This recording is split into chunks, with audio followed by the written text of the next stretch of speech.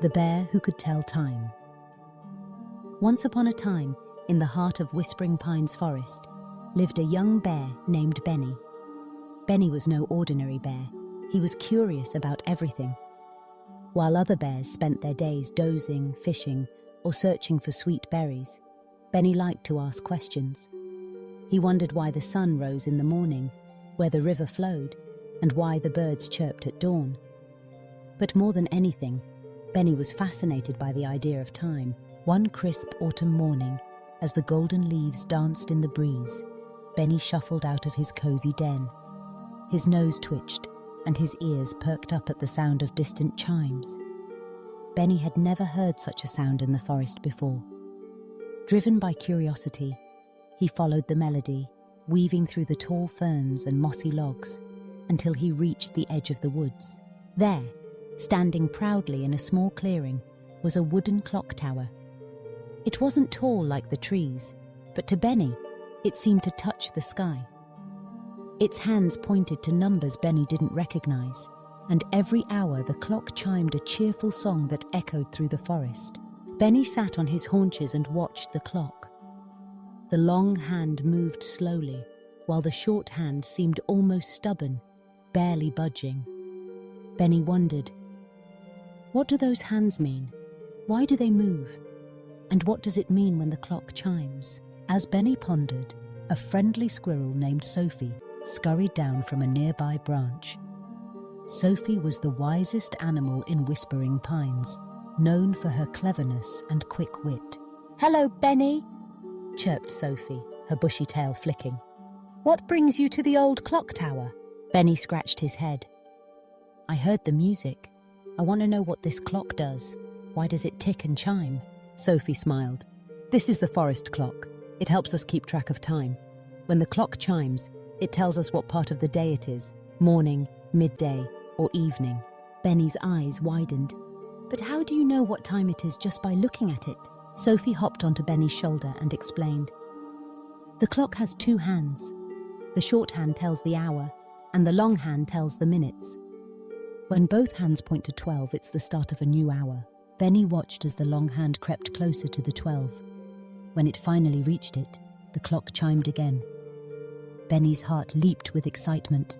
"I want to learn how to tell time," Benny declared. Sophie grinned. "It takes practice, but I can teach you.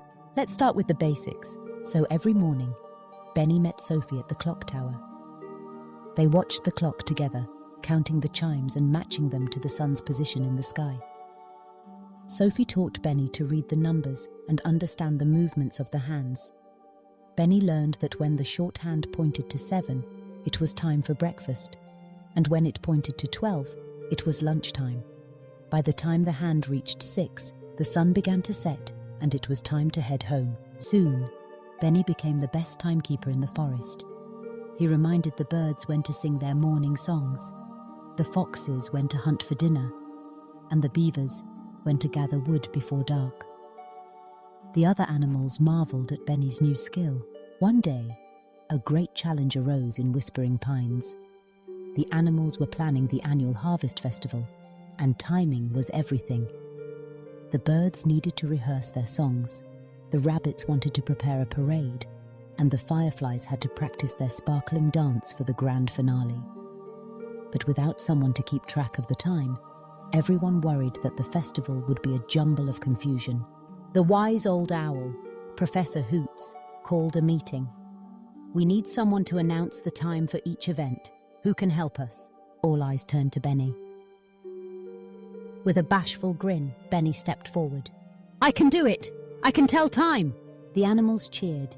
Benny was given a shiny whistle and a special badge that read, "Timekeeper of the Forest." On the day of the festival, Benny stood by the clock tower, announcing each event as the clock hands moved. 10 o'clock parade time, Benny called. 11 o'clock singing contest. Noon picnic lunch. The festival was a huge success. Everyone had so much fun, and it was all thanks to Benny and his newfound skill. After the festival, Benny's days were never the same. He became the go-to bear for all things time-related. If a fox was late for dinner, Benny could tell him the exact minute.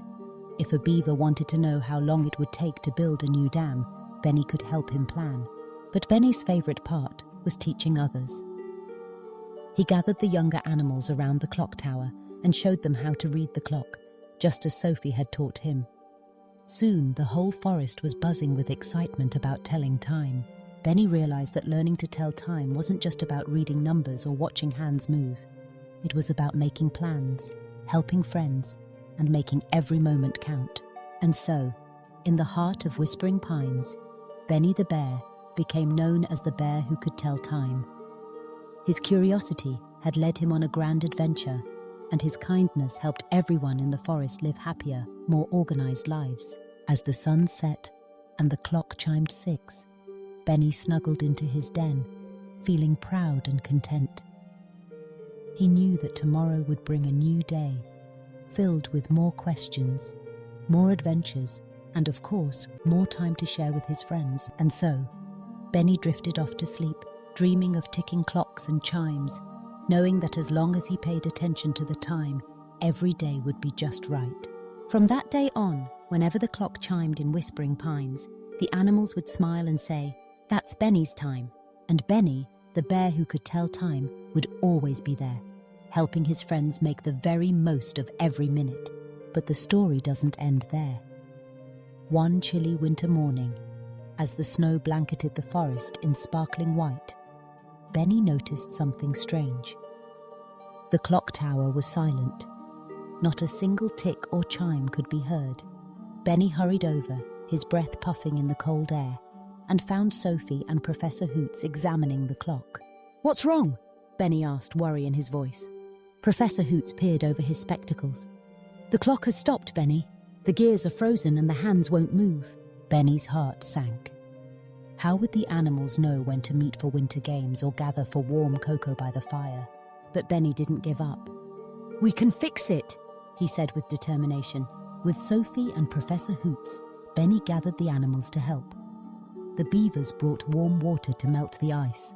The woodpeckers pecked away at stubborn icicles, and the squirrels gathered nuts and berries to keep everyone's spirits high.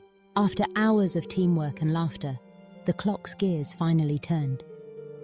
Benny carefully moved the hands to the right time, and as the clock struck 12, it chimed once more, louder and brighter than ever. The animals cheered, and Benny felt a warm glow inside. He had learned that time was precious, and that working together made every moment even more special. From that day forward, Benny's friends knew that no matter what happened, they could count on their bear who could tell time. And Benny knew that time, when shared with friends, was the greatest gift of all. So, if you ever find yourself in Whispering Pines and hear the gentle chime of a clock, listen closely. You might just hear Benny's happy laugh, reminding everyone that every tick and every tock is a chance to make memories, help others, and enjoy the wonders of each new day. And that is the story of Benny, the bear who could tell time, a bear whose curiosity and kindness changed his world, one moment at a time.